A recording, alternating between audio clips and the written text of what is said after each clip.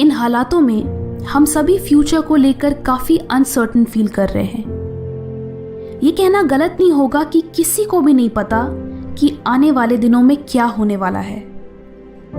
कई स्टूडेंट्स हैं जो कम्पिटिटिव एग्जाम्स के लिए प्रिपेयर कर रहे हैं। उन्हें नहीं पता कि उनके एग्जाम्स कब होंगे, बट आपने वो ग्रास हॉपर और एंट की स्टोरी तो सुनी ही होगी, जहां एंट पूरे समर खाने का इंतजाम करती है ताकि वो विंटर में सर्वाइव कर सके, और ग्रास हॉपर पूरे समर टाइम मज़े करता है और विंटर के लिए कोई तैयारी नहीं करता। एंड में वो ग्रास हॉपर दाने दाने का मोहताज बन जाता है और अपनी गलती पर पछताता है। So students, winter is coming. Exams postpone हुए हैं, कैंसिल नहीं। ये स्कूल या कॉलेज नहीं है जहां एक हफ्ते पहले पढ़ने से चलेगा। ये प्रोफेशनल कोर्सेज हैं। आपको अपने सिलेबस को कंप्लीट करने के लिए इनफ टाइम चाहिए, एंड ये टाइम आपके लिए किसी गोल्डन अपॉर्चुनिटी से कम नहीं है। कंसिडरिंग कि आपको आपकी प्रिपरेशन के लिए इतना टाइम मिला, तो कंपटीशन बहुत टफ होने वाला है, एंड मोस्ट प्रॉब्ली पेपर भी बहुत डिफिकल्ट होने वाला है। तो जिन लोगों की तैयारी तगड़ी होगी वही एग्जाम में अच्छा कर पाएंगे।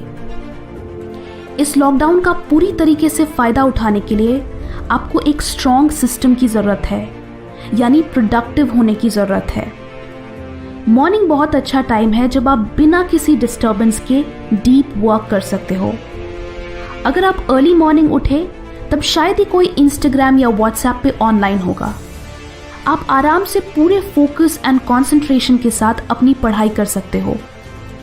दिस इज द टाइम जब आपका ब्रेन सबसे ज़्यादा अलर्ट होता है, इसलिए मॉर्निंग में याद की हुई चीज़ें आपको लंबे समय तक याद रहती हैं। जब मैं अपने एग्जाम्स के लिए पढ़ती थी तो मैं हमेशा सुबह उठकर अपने कैलेंडर में प्रीवियस डे की पढ़ी हुई चीज़ें मेंशन करती थी।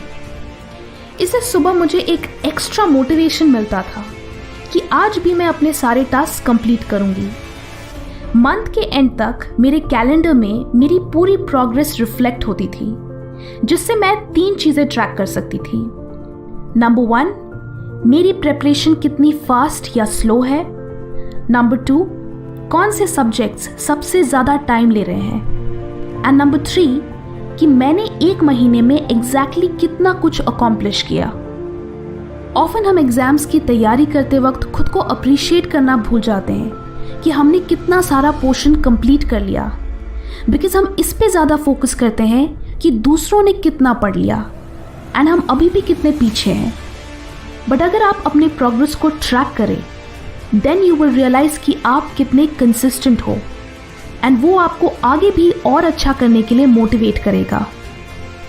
जब भी आप अपनी पढ़ाई स्टार्ट करो, देन उस दिन के लिए कुछ टारगेट्स रखो कि आज मुझे ये टॉपिक्स कवर करने हैं।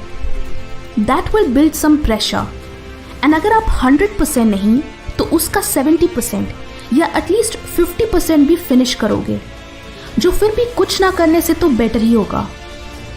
एक और चीज़ जो आप यहाँ कर सकते हो कि आप अपने एवरीडे टारगेट्स अपने मॉम, डैड या ब्रदर, सिस्टर को अर्ली मॉर्निंग टेक्स्ट कर सकते हो। इससे 2 चीज़ें होंगी।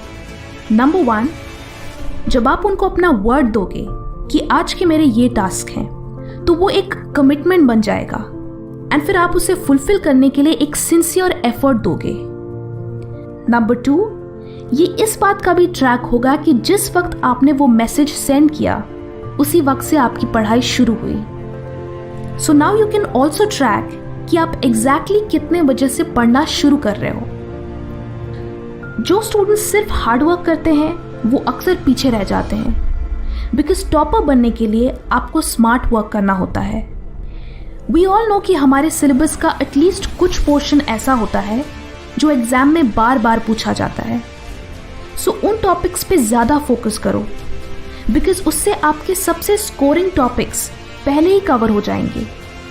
ये टॉपिक्स आप प्रीवियस ईयर क्वेश्चन पेपर से पता लगा सकते हो। द फेमस पैरेटो रूल भी यही कहता है कि सिर्फ 20% इनपुट से 80% आउटपुट अचीव किया जा सकता है। आपके केस में इसका मतलब है कि आप कम से कम एफर्ट में ज़्यादा से ज़्यादा मार्क्स ला सकते हैं। And last but not the least, आप इस टाइम को नोट्स बनाने के लिए यूटिलाइज कर सकते हो। कई स्टूडेंट्स नोट्स बनाते वक्त पूरी बुक को अपनी नोटबुक में कॉपी पेस्ट कर देते हैं, जो कि बिल्कुल गलत तरीका है। जब आप नोट्स लिखते हो तो उसका बेसिक पर्पस ये है कि आपको वो इन्फॉर्मेशन याद हो। अगर आप पूरी बुक ही कॉपी कर लोगे तो आपका ब्रेन इतनी सारी इन्फॉर्मेशन याद नहीं रख पाएगा। आपको अपने ब्रेन को हेल्प करना है ताकि वो एटलीस्ट कीवर्ड्स याद रख सके। So just right the keywords. इससे आपको सिर्फ इंपॉर्टेंट चीजें ही याद रखनी होंगी एंड साथ ही नोट्स लिखने में ज्यादा टाइम भी कंज्यूम नहीं होगा। इसे कहते हैं स्मार्ट वर्क। अगर आप चीजों को लॉन्ग टर्म के लिए याद रखने में स्ट्रगल करते हैं देन आपको एक इफेक्टिव नोट टेकिंग सिस्टम की जरूरत है, जो मैं आपको एक अलग वीडियो में एक्सप्लेन करना चाहूंगी। सो कमेंट्स में बताएं कि क्या आप how to make effective notes पे वीडियो देखना चाहेंगे। वीडियो अच्छी लगी तो लाइक करें एंड बहुत अच्छी लगी तो शेयर भी करें। Thank you and stay focused.